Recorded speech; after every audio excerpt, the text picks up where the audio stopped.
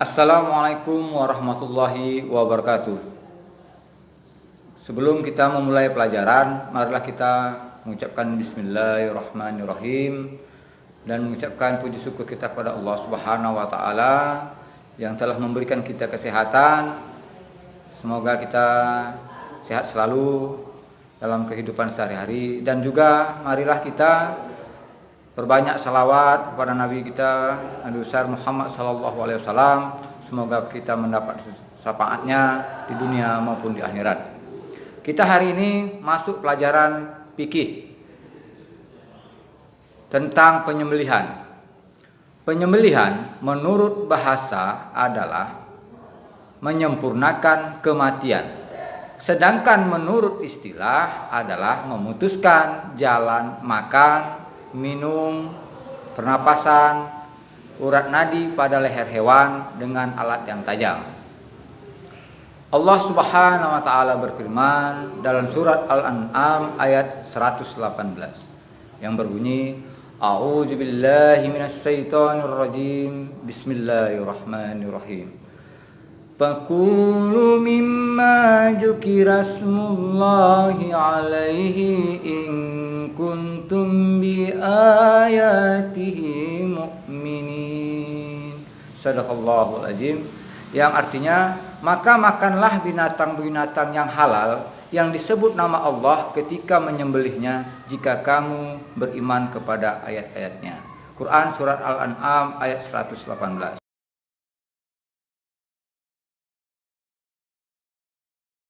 Kita saksikan video ini.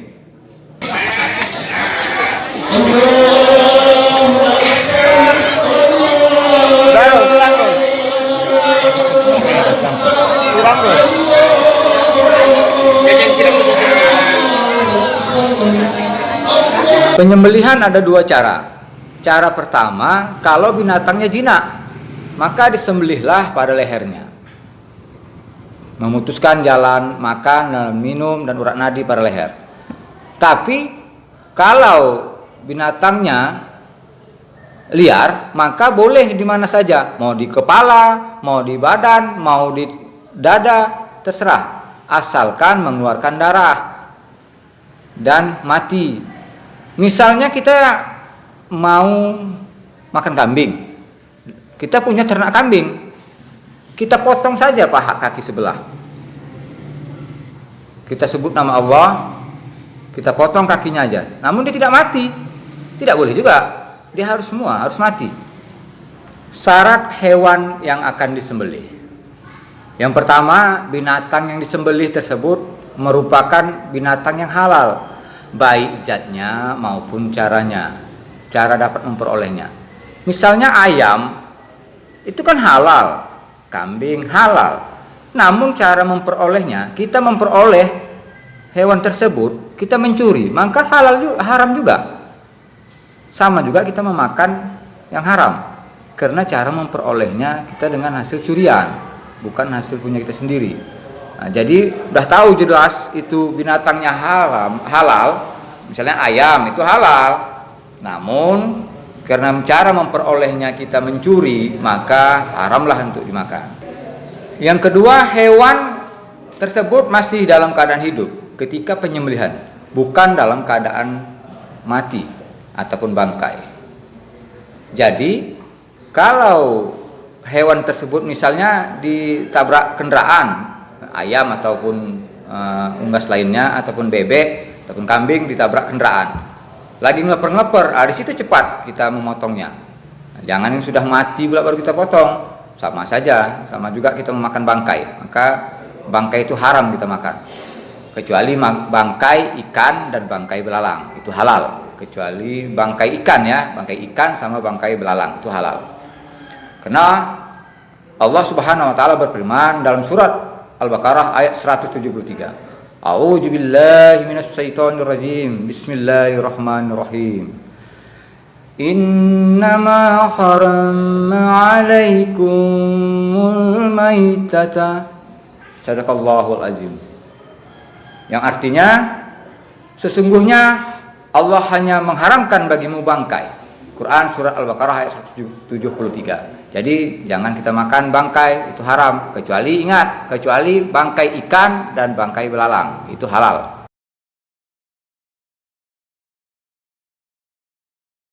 Ketiga, alat-alat yang digunakan untuk menyembelih. Yang pertama, tajam, dapat melukai atau tidak tumpul. Jadi jangan parang atau pisau itu enggak tajam, dan itu disesuaikan. Misalnya ayam kan lehernya kecil, pakai pedang panjang pula, sekali Bismillah Allah Akbar putus kepala terus, jangan. Sesuaikan. Dan juga misalnya kita motong lembu pakai pisau kecil segini, nggak bisa juga, lembu udah besar, pakai itu mau sampai sama juga kita dengan menyiksa. Kan kita harus menyempurnakan kematiannya. Yang kedua, terbuat dari batu, bambu, besi, dan benda logam lainnya. Jadi besi, batu yang tajam, dari sembilu bambu boleh, tapi bisa mengeluarkan darah. Yang tidak boleh itu dari kuku, dari tulang tidak boleh. Itu tidak boleh. Rasulullah SAW bersabda,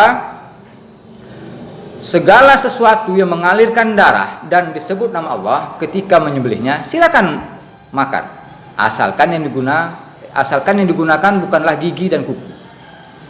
Aku akan beritahu kepada kalian mengapa hal ini dilarang, kata Nabi. Adapun gigi ya termasuk dari tulang, sedangkan kuku adalah alat penyembelihan yang dipakai oleh penduduk Habasah atau itu tidak ada alat yang tajam.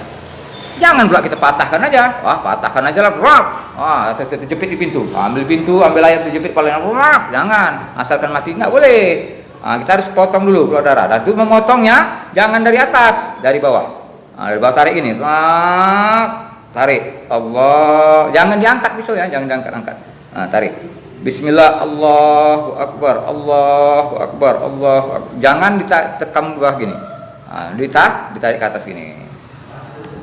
Sudah tertarik gini, jangan diangkat ya, jangan diangkat, tarik lagi, jangan. Dari bawah tarik gini, tarik. Dan hanya mengucapkan basmalah, Bismillah, tidak perlu pakai Bismillahirrahmanirrahim, jangan. Bismillah, takbir, Bismillah, Allahu Akbar, Allahu Akbar, Allah. Tapi jangan, boleh, tapi jangan kuat-kuat kali, kecuali dia tidak bisu. Bismillah, Allahu Akbar, Allahu Akbar. Pikir orang mau perang pula. Tujuan dari penyembelihan adalah menyempurnakan kematian. Ada yang bertanya, Pak, kalau tidak dipotong atau dipatahkan aja, atau dipijakkan aja, atau dipukulkan aja, kan nggak apa-apa, Pak. Dulu di zaman Nabi Musa, sejarahnya itu orang itu kalau mau makan unta, dipotong aja sedikit pahanya, diobatnya lagi, kembali lagi. Maka setelah turun Nabi Ibrahim, maka disembelih. Secara hakikatnya, secara syariat, maka disembelih lehernya supaya dia mati dengan sempurna. Hikmahnya penyembelihan itu apa? Kalau dipotong kenapa rupanya?